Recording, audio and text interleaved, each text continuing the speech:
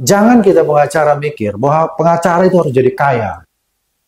Begitu ya. Ya, kalau sekarang kita harus bekerja, lalu kemudian kaya itu berkatnya.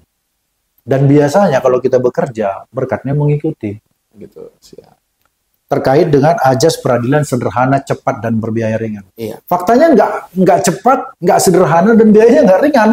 Faktanya itu Iya. sangat bertolak belakang. Terkait biaya Bang, aku Ya. sedikit Ya. agak mengulik Bang. Ya. Saya maksudnya tidak biaya ringan apa nih Bang? Apa ada kutipan-kutipan Iya, yang dalam kita prakteknya? sama-sama tahu. Puluhan tahun saya tidak perlu takut mengatakan Iya. banyak sekali biaya-biaya di luar dari yang resmi.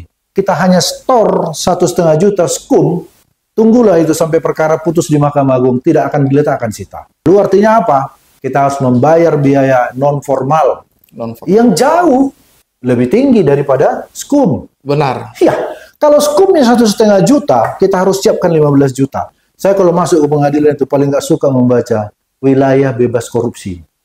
Betul nggak? Ya. Itu untuk apa? Benar. Bagi saya, jargon itu nggak penting. Itu kan jargon. Benar. Itu sama seperti dulu di Departemen Keuangan. Balihonya besar di depan Carrefour. Hari ini masih korupsi. Tiba-tiba 2 minggu lagi ketangkap orang.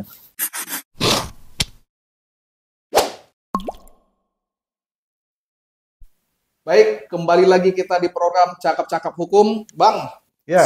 Jadi seperti biasa kalau kita bilang cakap-cakap hukum, cocok kau rasa sama Oh gitu ya. Oke. Cakap-cakap hukum, Cocok kau rasa. Oke, Bah. Ya.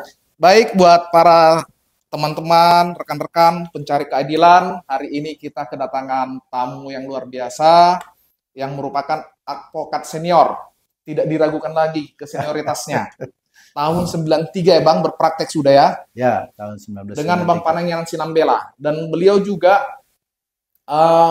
aktif dulu di PBHI. Hingga hari ini juga Bang. Sampai sekarang sebagai anggota. Sebagai anggota PBHI. Ya. Oke. Bang, sedikit perkenalan Bang.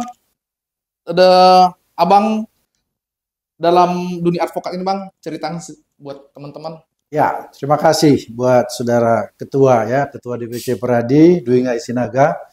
Terus terang saya sangat merasa bangga sekali bisa hadir di tempat ini.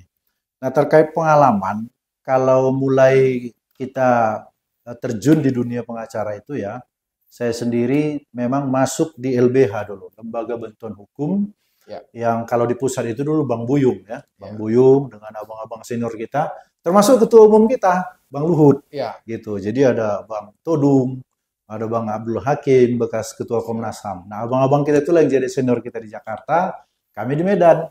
Saya tahun 92 masuk di LBH Medan sebagai volunteer. Tetapi tahun 1993 saya udah mulai bisa bersidang. Karena zaman itu masih dibolehkan kita bersidang dengan syarat kita mengurus namanya kartu substitusi dari pengadilan tinggi. Nah, jadi dengan kartu substitusi ini kita bisa sidang ke pengadilan negeri, ya katakanlah di Sumatera Utara ini kita bebas bersidang. Kira-kira itu pengalaman sejak tahun 1993 lah kita mulai bersidang. Ya sampai sekarang ini kita masih tekunilah pekerjaan pengacara.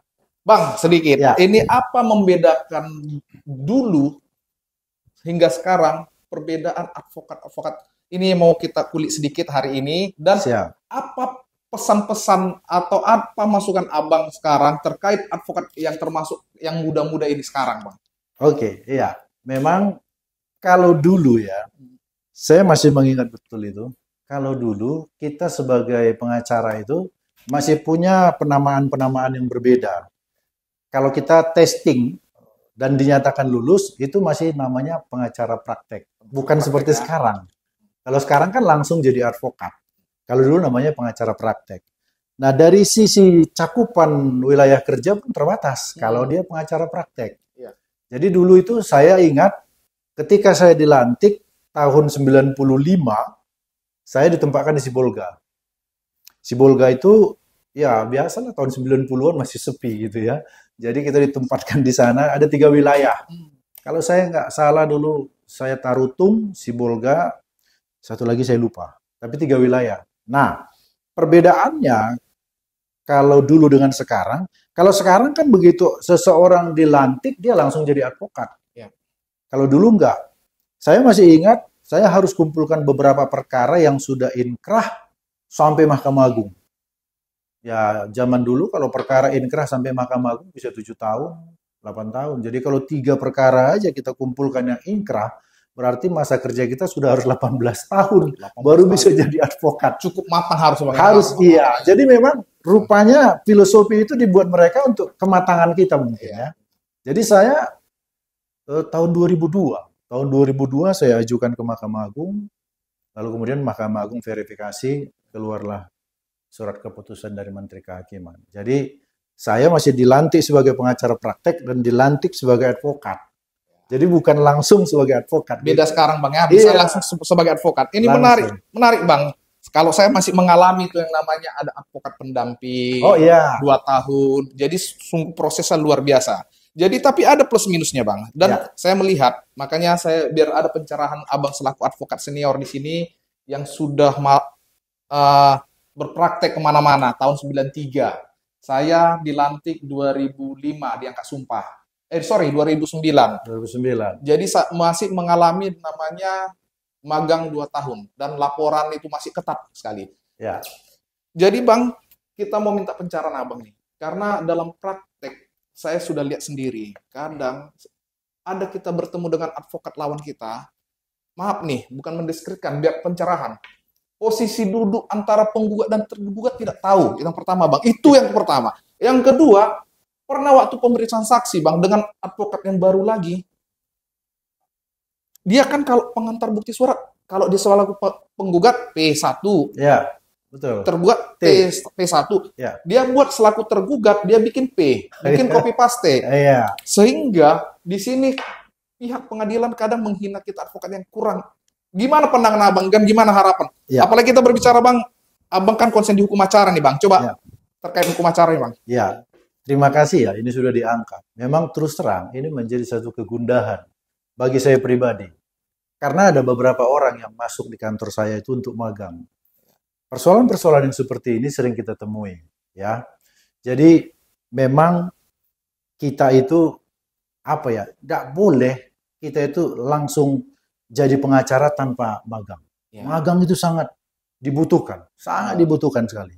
Bayangkan seorang pengacara dia nggak bisa membedakan posisi penggugat dan tergugat. Padahal gampang. Kita harus mengingatnya. Kalau kita berhadapan dengan majelis, kita harus bayangkan bahwa penggugat itu di sebelah kanan majelis hakim. Tergugatnya di sebelah kiri. Itu yang perlu kita hafal. Tetapi yang seperti ini mungkin abai mereka, dan bahkan mereka mungkin merasa ya sudah cukup jadi advokat, mungkin ya sudah bisa bersidang pergi ke pengadilan, tapi hal-hal yang sumir lah katakan, hal-hal yang ringan, yang sepele, itu jadi terlupakan. Ada satu lagi, tadi mengenai pengantar alat bukti, dia nggak bisa bikin T dan P. Tidak bisa membedakan. Tidak bisa membedakan. Copy paste dia mungkin. Copy paste mungkin. Nah ada yang lebih celaka, orang sudah berpraktek, saya pernah berhadapan. Bahkan mungkin sudah 10 tahun dia berpraktek. Dia nggak bisa membedakan PR dan penggugat rekonvensi, ya kan? Dan penggugat konvensi. Tergugat DR, tergugat DK. Itu dicampur aduk sampai kita yang membaca mumet kepala kita. Karena itu kan memang agak teknis gitu ya. Tapi kan itu semua perlu latihan. Iya. Jadi itu mungkin masukan. Jadi Bang, itu terkait mungkin itulah plus minusnya kadang kan, dan sangat dibutuhkan memang. Kalau saya lihat sih lebih ke praktek. Ya, harus lebih banyak. Lebih ke praktek. Maka sangat efisien sebenarnya ketika kita magang 2 tahun, kita melihat advokat pendamping kita, bagaimana berpraktek, itu kan memang sangat penting Bang. Jadi, apa yang sering Abang alami untuk dibagikan buat rekan-rekan terkait. Kita bahas ini Bang, Abang spesialis hukum acara perdata nih. Coba Abang bagi share ilmu Abang, biar ada teman-teman para pencari keadilan, rekan-rekan advokat baru, bisa berbagi ilmu pengalaman Abang. Nah, kita bicara tentang praktek sebagai seorang advokat, tentu kita nggak bisa milih-milih perkara apa yang datang sama kita kan. Artinya, Paling tidak kalau untuk Kota Medan lah katakan itu masih didominasi dengan perkara pidana perdata. Iya. Nah, di pidana dan perdata masing-masing mereka punya hukum acara. Artinya hukum acara itu merupakan aturan main lah. Nah, kebetulan sekarang kita kan fokus dengan hukum acara perdata. Saya mau kasih dalam diskusi kita ini atau dalam bincang-bincang kita ini, saya mau kasih sedikit informasi atau pengalaman dan masukan-masukan. Bahwa yang namanya hukum acara, sebagai seorang pengacara, dua hukum acara ini harus kita kuasai. Ya. Hukum acara perdata dan hukum acara pidana. Karena bagaimana mungkin kita bisa menyampaikan keluhan kita ke pengadilan, kalau kita nggak tahu caranya. Lalu hukum acara itu menjadi semacam starting point, titik berangkat bagi kita untuk melakukan tindakan atau aktivitas di pengadilan. Nah, mungkin nggak bisa terlalu banyak karena cakupannya sangat luas. Tapi paling tidak, saya mau beritahu begini. Untuk mengajukan gugatan di pengadilan, dua poin penting besar sekarang ini perlu kita tegaskan. Yang pertama, ketika kita akan bertindak sebagai pengacara kan dibutuhkan surat kuasa. Ada teman saya di kantor itu, magang di kantor, ketika kita suruh dia membuat surat kuasa, kalau masih tergugatnya satu, penggugatnya satu masih bisa dia kerjakan. Ya. Tapi ketika penggugatnya sudah 20, 30, udah kelabakan ya? Dia kelabakan. Nah. Terus dia bilang, saya bikin di mana nama yang lain? Ya. Karena nggak ada konsep di pikirannya. Padahal saya bilang begini, surat kuasa itu kamu harus tahu konsepnya atau kerangkanya apa. Pertama adalah identitas pemberi kuasa. Jadi identitas pemberi kuasa berapapun dia, sebutkanlah di situ. Kalau kebetulan satu memang gampang. Tapi kalau kebetulan sampai 30, nah di situ dia mulai bingung. Ya tapi tinggal sebutkan aja 30 itu semua adalah disebut sebagai pemberi kuasa. Jadi formatnya itu adalah pemberi kuasa, penerima kuasa, tujuan kuasa diberikan, kan itu dia. Jadi mungkin itu perlu diingat bagi rekan-rekan kita ini yang adik-adik kita yang masih baru, format surat kuasa itu penting. Identitas penggugat, pemberi kuasa maksudnya, identitas penerima, lalu kemudian di tengah-tengah itu biasanya kan ada khusus. Iya, khusus. Khususnya untuk apa? Memang itu harus agak dipahami. Nanti bisa saya elaborasi kembali, nanti bisa saya urai kembali. Lalu kemudian yang penting lagi, di penutup. Iya. Di penutup itu kita harus ingat gini, harus kita buat semacam jalan keluar kalau kita tidak bisa menjalankan kuasa ini dalam waktu tertentu. Apa itu? Kita bukalah peluang untuk memberikan kuasa substitusi. Gitu. Ya kan? Siap. Karena ketika kita tidak buat itu, kondisi sakit pun kita harus bersidang. Iya. Ya kan? Karena nggak bisa. Kalau tidak kita buat jalan keluar di bawah bahwa kuasa ini bisa diberikan dengan kuasa substitusi. Ada memang yang lebih rinci, kadang-kadang diurainya. Kuasa substitusi itu untuk apa aja. Tapi paling tidak ada kata-kata itu. Itu satu. Yang kedua, di bawahnya perlu lagi dibuat apa? Kuasa ini bisa juga diberikan untuk mengajukan, kalau kita tergugat ya, kalau penggugat enggak. Kalau kita tergugat untuk mengajukan gugat rekonvensi. Itu garis besar dulu satu hal tentang hukum acara, yaitu surat kuasa. Lalu yang kedua, ini jadi semacam urat nadi. Kalau urat nadi kita putus, kita akan mati. Kalau ini nggak kita kuasai, kita mati jadi pengacara. Gitu ya. Lalu yang kedua, gugatan. Gugatan itu gampang-gampang payah. Kenapa kita bilang gampang payah? Karena gugatan bisa aja terdiri dari 3 lembar. Itu kalau kita katakan gampang. Kalau misalnya 1 lawan 1 seperti yang saya gambarkan tadi. Tapi gugatan itu juga bisa rumit, mumet. Karena kita bingung. Mengkonstruksinya kita bingung. Karena pihaknya banyak, dan kemudian mungkin tahun-tahun yang harus kita ingat banyak. Tapi lagi-lagi kita harus ingat kerangka. Karena begini, di dalam gugatan ada 3 poin penting yang harus kita ingat. Yang pertama itu kembali identitas para pihak. Sama seperti di surat kuasa. Tapi kemudian di poin kedua, itu yang dinamakan dengan posita. Mungkin sering kita dengar ya, posita. Dan yang ketiga namanya petitum. Ya, jadi posita itu sebetulnya diuraikan lagi jadi 2 bagian. Ada yang dinamakan dengan Kalau dalam bahasa Belanda dinamakan dengan feitelijkgronden. Ada yang dinamakan dengan rechtsgronden. Jadi uraian dasar hukum dan uraian peristiwa. Dua hal ini harus kita kombinasi. Supaya gini, sebetulnya gini, pekerjaan pengacara itu punya seni. Ya. Jadi sebetulnya kita ini punya seni atau art. Sebetulnya kita yang membuat hakim itu enak. Dengan susunan gugatan yang teratur. Ya. Kan gitu? Benar, benar. Iya kan? Lalu hakimnya enak memutuskannya. Jadi kita uraikanlah itu. Katakanlah kalau misalnya, ini contoh kecil saja, karena mungkin bisa kita katakan umumnya gugatan itu kan dua hal saja. Kalau enggak PMH, perbuatan melawan hukum, prestasi. Nah, kita anggap aja lah sekarang prestasi. Iya. Contoh gugatan prestasi. Kita harus urai secara hukum, misalnya tanggal berapa dibuat perjanjian. Apa-apa yang kalian sepakati dalam perjanjian, misalnya nilai uang, dan seterusnya lah. Kemudian baru kita uraikan setelah terjadinya peristiwa pinjam-meminjam ini, apa dinamikanya. Itulah mungkin feitelijkgronden tadi. Jadi fakta-fakta yang terjadi selama terjadinya pinjam-meminjam. Lalu yang ketiga, ini yang tidak kalah penting, petitum. Karena dari petitum ini nanti hakim punya dasar untuk memutus. Apa yang menjadi inti dari gugatan kita, itu yang kita minta. Petitum itu kan sama dengan petisi gitu kan. Ini yang kita minta untuk diputuskan. Dan kita tahu dan kita harus ingat, hukum acara perdata itu kalau kita nggak cantumkan, nggak boleh hakim mencantumkan. Nanti terjadi yang namanya ultra petita. Ultra petita ya. Iya kan? Karena keperdataan sikap hakim pasif. Pasif. Pasif ya. Nah, nanti belum lagi kita bicara tentang itu. Mungkin nanti. Lebih luas lagi Bang. Di rangkaian berikutnya. Ada berapa ajas gitu. Iya. Nah, tapi paling tidak, coba kita kembali ke yang tadi. Sebagai seorang, katakanlah pengacara pemula, dua hal ini sangat penting.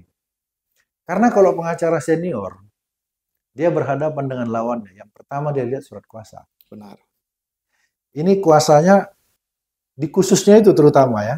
Dia lihat di khususnya. Memang ada beberapa angle, ada beberapa sudut pandang.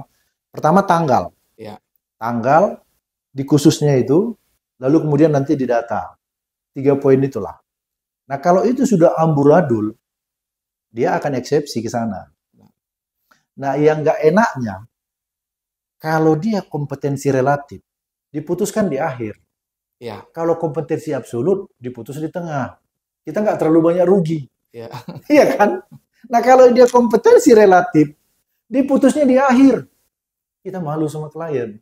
Benar. Iya kan? Nah jadi saya sarankan itu. Dua hal itu penting. Surat kuasa dan gugatan. Jadi sebetulnya kalau kita udah tahu format, ya tinggal kita menerima apa substansi atau materi perkara. Itu mungkin. Tapi menarik Bang, ini saya pernah ngalami juga terkait surat kuasa sedikit ya. Terkait surat kuasa, ketika ada advokat senior nih, kebetulan saya sidang di daerah, saya lihat kita muda nih. Advokat senior, kita minta dicek surat kuasa, tersinggung Bang. Wah, bisa tersinggung. Wajar, karena merasa dia kok koreksi surat kuasa. Padahal itu yang maksud Abang tadi ya. Di situ ada poin juga dalam kita mengoreksi nanti. Iya. Gitu ya. Nah kalau sampai seorang pengacara tersinggung, saya pikir dia nggak profesional. Dia merasa, saya ini senior, ngapain kok cek surat kuasa? Padahal gitu, kan kita mau ngecek seperti yang mau bilang itu. Itu mempengaruhi ya Bang ya? Iya. Baik. Menarik, tadi udah hampir 1 SKS, 2 SKS, ini cerita formil nih. Begini dia kalau senior, menjelaskan detail. Bang, kita langsung dalam praktek Bang. Oke. Bagaimana, apa yang menarik case yang pernah Abang tangani dalam praktek? Oke, mungkin tadi kita jelas surat kuasa, prosedur. Mungkin sahabat-sahabat pencari keadilan sudah paham. Sudah atau sudah memang disampaikan. Dalam praktek yang sering terjadi atau yang ada satu case yang menurut Abang perlu di-share nih sebagai edukasi. Oke. Pengalaman Abang 93 Bang beracara. Iya. Oke, terima kasih Ketua ya. Banyak hal sebetulnya yang kita alami. Terus terang, saya sendiri kan penuh dengan keterbatasan, penuh dengan kekurangan. Itu kita harus akui. Kita pun bukan orang yang pintar-pintar banget lah. Ya. Tapi memang saya tuh selalu belajar dari kekurangan, dari kesalahan. Satu contoh yang aku nggak bisa lupa itu adalah satu gugatan. Tadi kan udah kita bicarakan tentang formal atau konstruksi dari satu gugatan itu kita harus ingat kan. Yaitu identitas para pihak, posita dan petitum. Satu kali saya menggugat seseorang, saya lupa memintakan di dalam petitum agar si tergugat ini mengosongkan tanah. Ya. Nah, ini pelajaran bagi kita. Ya. Kalau sudah kita katakan bahwa tanah yang kita gugat itu adalah milik klien kita, tentu kita akan buat itu kan di awal-awal. Lalu kemudian kita menyatakan bahwa perbuatan dia adalah PMH, yang berikutnya yang nggak boleh lupa, minta supaya dia mengosongkan tanah ketika putusan ini sudah inkrah. Ini penting. Kenapa? Karena ketika aku lupa memintakan itu, lalu kemudian datanglah ketua pengadilan, ini sudah inkrah.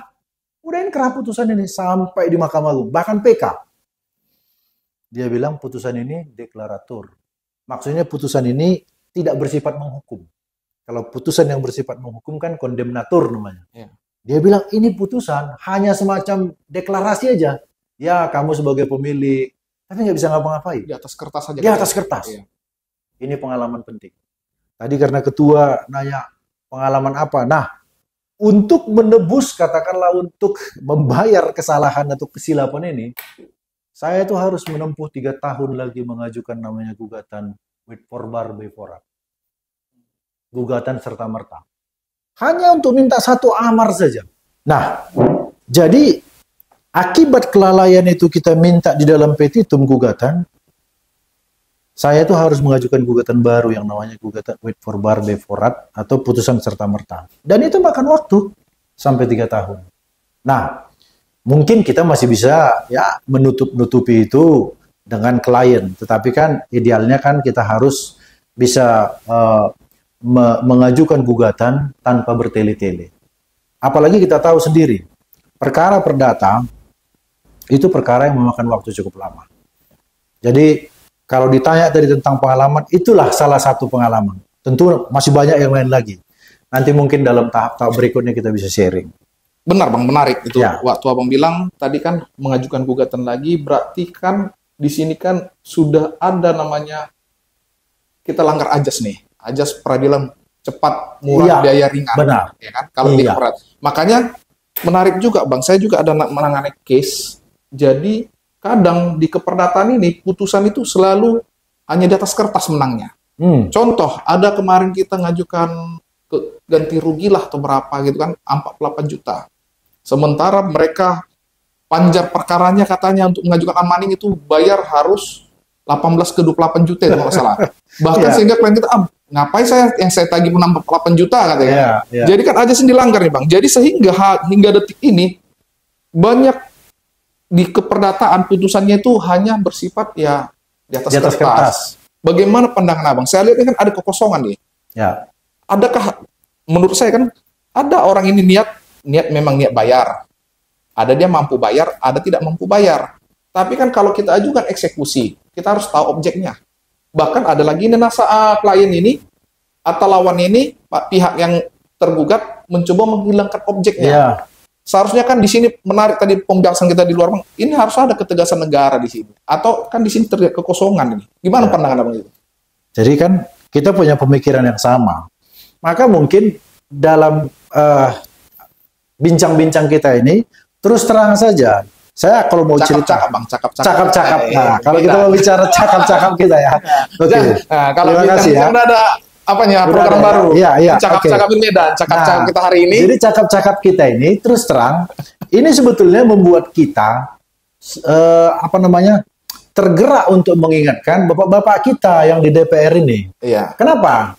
Saya punya banyak pengalaman tentang berbedanya antara apa yang dinyatakan dengan apa yang akan dikerjakan itu berbeda. Maksudnya idealnya hukum itu seperti apa, tapi prakteknya seperti apa. Nah itu tadi, saya pernah punya pengalaman, kita dimenangkan untuk, artinya klien kita itu dimenangkan dan disuruh lawannya membayar sejumlah uang. Karena memang lawan itu menguasai tanah. Lalu dihukumlah sampai 2 miliar. Dihukum untuk membayar sejumlah uang. Nah, caranya bagaimana untuk meraih uang yang 2 miliar ini? Kan itu pertanyaannya. Benar. Terkait dengan ajas peradilan sederhana, cepat, dan berbiaya ringan. Iya. Faktanya nggak cepat, nggak sederhana, dan biayanya nggak ringan. Faktanya itu sangat bertolak belakang. Terkait biaya Bang, aku sedikit agak mengulik Bang. Saya maksudnya tidak biaya ringan apa nih Bang? Apa ada kutipan-kutipan yang dalam prakteknya? Kita sama-sama tahu. Puluhan tahun saya tidak perlu takut mengatakan iya gitu ya. Nah, ini sama seperti satu pepatah yang mengatakan notoire feiten katanya. Kalau di dalam istilah hukum acara perdata, notoire feiten itu sesuatu yang sudah umum, tak perlu dibuktikan. Gitu. Jadi kalau dikatakan matahari terbit di sebelah timur, nggak perlu kita disuruh membuktikan itu. Apa yang tersirat statement Abang ini sekarang terkait biaya ringan tadi yang coba. Di dalam menjalankan peradilan, ketua, mungkin ketua juga mengalami. Enggak, Abang tadi yang jelas. Di dalam menjalankan peradilan ini, banyak sekali biaya-biaya di luar dari yang resmi. Contoh, pengambilan putusan. Itu contoh kecil. Pengambilan putusan. Iya. Kalau pengambilan putusan, menurut RBG kalau tidak salah itu cuma kira-kira 17.000 atau 18.000. Tapi apakah kita bisa datang ke PTSP pengadilan mengatakan menurut RBG atau HIR 18.000? Itu kalau pengambilan putusan contohnya. Itu masih contoh kecil. Contoh besarnya Bang? Penetapan sita. Penetapan sita. Penetapan sita. Harus SKUM. Iya. SKUM dalam membayar sita, kalau tidak salah itu 1,5 juta. Mungkin tergantung jarak radiasi yang ada ditentukan. Tapi apakah ini mungkin kalau sekarang ini ada perubahan terus terang. Tapi kita bicara ini real. Benar. Dan ini bukan ngada-ngada. Kalau dulu kita hanya store 1,5 juta SKUM, tunggulah itu sampai perkara putus di Mahkamah Agung, tidak akan diletakkan sita. Lalu artinya apa? Kita harus membayar biaya non formal yang jauh lebih tinggi daripada SKUM. Benar. Iya. Kalau SKUM-nya 1,5 juta, kita harus siapkan 15 juta. Biaya apa itu katanya? Ya, itulah itu katanya nanti. Itulah itu. Inilah cakap-cakap kita. Iya. Jadi bicara tentang biaya sederhana, cepat dan murah. Maksud kita gini. Maunya itu jangan jadi teks kosong. Itu kan menjadi satu teks saja, jadi satu pasal saja di undang-undang. Kalau dulu kan 14 tahun 70 kekuasaan kehakiman. Benar. Sekarang ada tahun 1485 Mahkamah Agung, kemudian berubah jadi tahun 2004 dan seterusnya lah. Banyak sekali, tapi frasa itu masih tetap lengket dan nempel di situ. Dan itu nggak punya guna. Nggak guna. Jadi makanya kalau kita mau bicara tentang realnya peradilan ini, saya bisa banyak hal. Saya kalau masuk ke pengadilan itu paling nggak suka membaca wilayah bebas korupsi. Betul nggak? Iya. Itu untuk apa? Benar-benar. Bagi saya, jargon itu nggak penting. Itu kan jargon. Benar. Itu sama seperti dulu di Departemen Keuangan. Balihonya besar di depan Kirpur. Hari ini masih korupsi. Tiba-tiba 2 minggu lagi ketangkap orang Departemen Keuangan korupsi. Jadi maksudnya jangan jargon. Nggak perlu jargon itu. Karena orang akan langsung memberikan penilaian dari kinerja. Benar. Jadi langsung aja kinerjanya aja. Dibenarin aja. Itu contoh kecil. Jadi maksudnya gini. Tapi apakah ada perubahan? Ya, kita harus bilang ada perubahan. Tapi masih adakah kejahatan? Sangat banyak kejahatan itu. Karena kita sampai sekarang ini mengalami. Sangat banyak itu. Jadi contoh kecilnya tadi itu Ketua. Ya, dalam cakap-cakap ini. Contoh kecilnya di PTSP. Lalu kemudian kalau mau agak tinggi lagi kualitasnya penetapan sita. Mau lebih tinggi lagi, artikan aja dalam artikan sendiri aja. Lebih tinggi lagi. Kalau mau lebih tinggi lagi, contoh barang Zaro Prekar. Udah. Bisa nggak kita membayangkan ada orang pegang uang sampai 1 triliun? Uang apa itu? Gitu ya. Uang korupsi. Tapi pertanyaannya Bang kan pasti ada juga oknum advokat juga yang mengantarnya itu. Ada. Kan begitu. Makanya terus terang saya suka ini podcast ini, saya suka. Kenapa? Jangan kita pengacara mikir bahwa pengacara itu harus jadi kaya. Begitu ya. Ya. Kalau sekarang kita harus bekerja, lalu kemudian kaya itu berkatnya. Dan biasanya kalau kita bekerja, berkatnya mengikuti. Gitu. Siap. Maaf ya, saya jadi pengacara. Kalau kita hitung tahun mungkin dari 93, udah untuk tahun ini udah 33 tahun. Iya. Ya kan?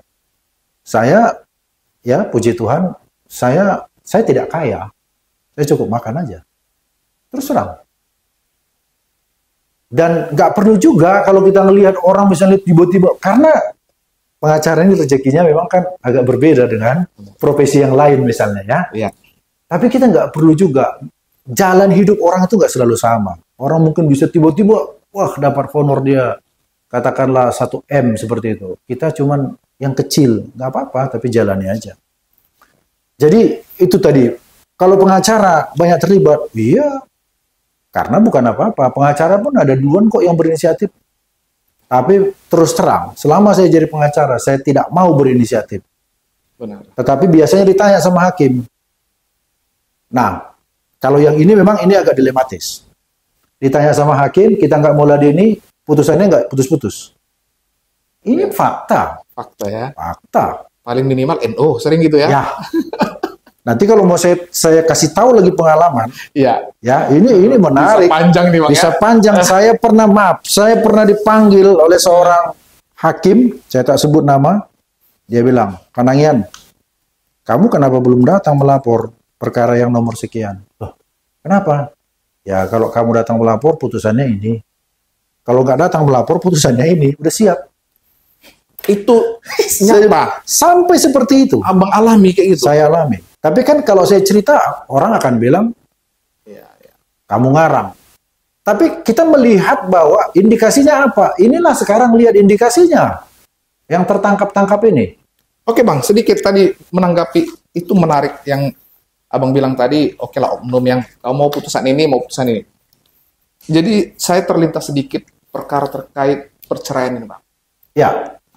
Jadi kan saya juga mengalami ada 2 putusan, yang satu apabila tidak dicatatkan dalam catatan sipil karena gimana maumu begitu diputus, dikabulkan, tapi ada yang tidak tercatat, itu tidak boleh, harus dicatatkan dulu. Gimana pandangan Abang terhadap ini? Jadi kan ada 2 pandangan di case yang sama tapi putusan bisa beda. Saya bisa buktikan itu Bang. Ya, sama.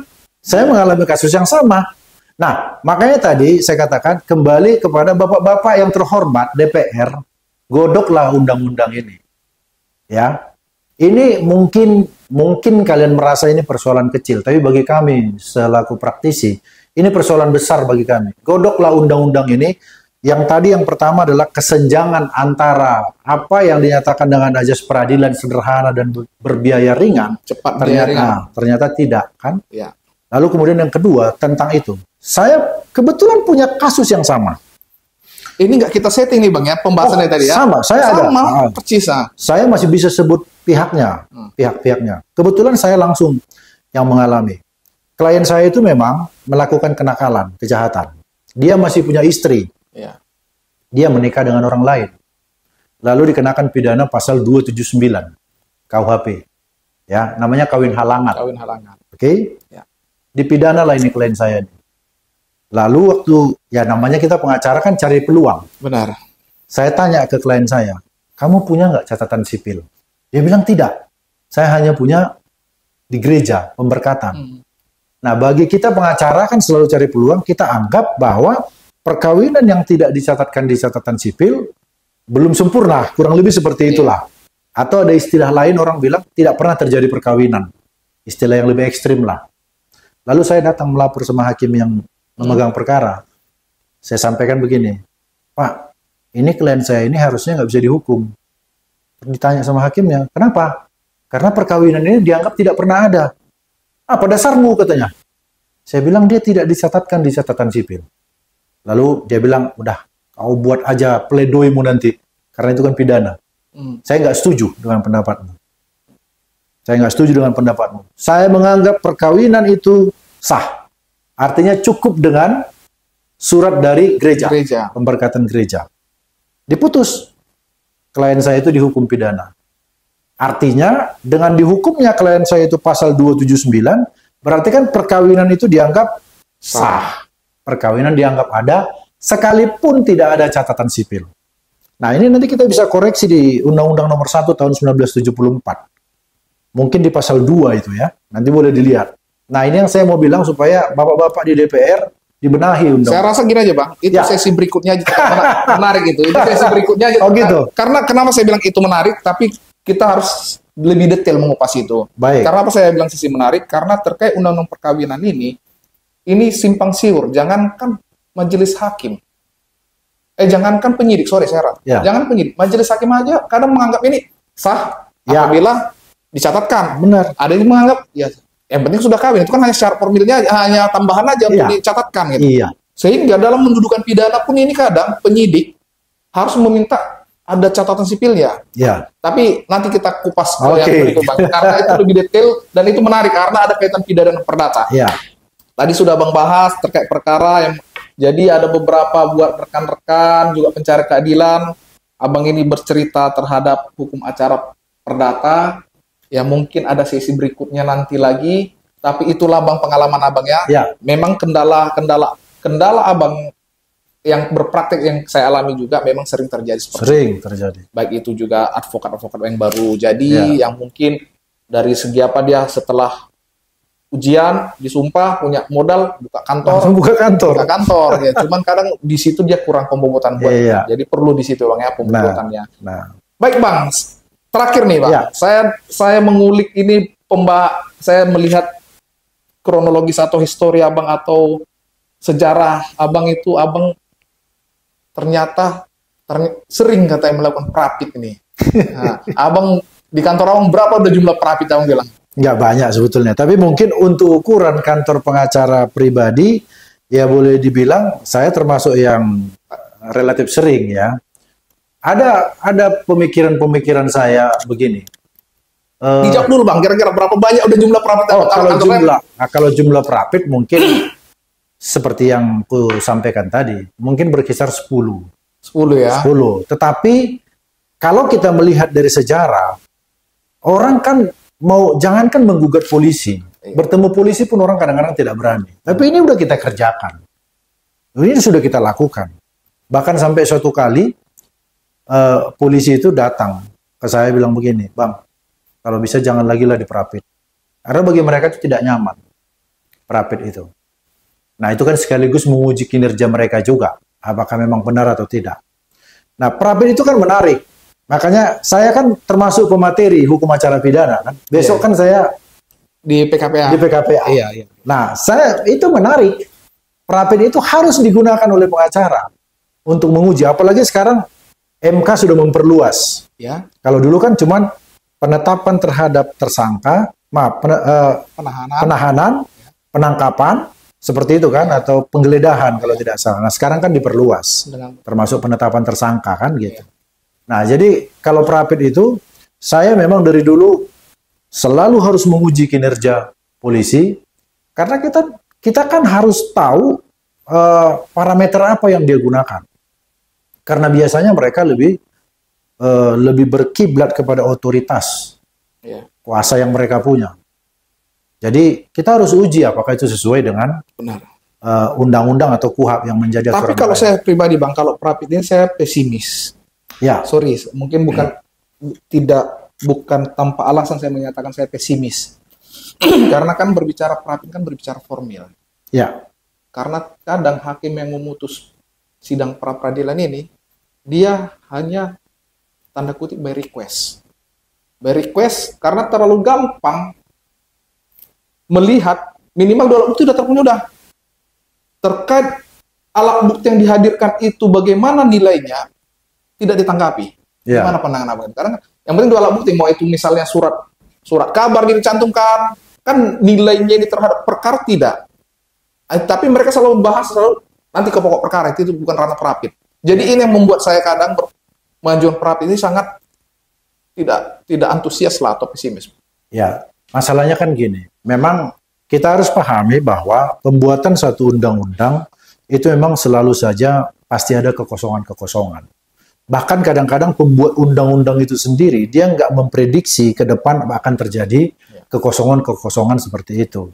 Nah, misalnya seperti itu tadi lah, pengujian, sejauh mana pengujian alat bukti yang dihadirkan, itu kan menurut ketua kan tidak terlalu detail dibahas. Hanya mungkin formal saja, seperti ada 2 alat bukti sudah selesai. Ada 2 alat bukti selesai. Padahal saksi sama apa? Padahal nilainya itu misalnya nih, enggak. Ya, tapi memang itulah kelemahan satu undang-undang. Kita nggak bisa, artinya itu tetap ada lah. Undang-undang seperti apapun yang dibuat oleh legislator, itu tetap aja ada. Nah, tapi memang kita perlu juga semacam karakter dari orang yang menjalankan undang-undang. Nah, ini kan harus kombinasi yang betul ini, harus kombinasi yang harus betul-betul komplit gitu. Maka ada satu istilah, saya ingat ada satu hakim agung Belanda yang bernama Taverne. Mungkin waktu kita kuliah pernah dengar nama ini.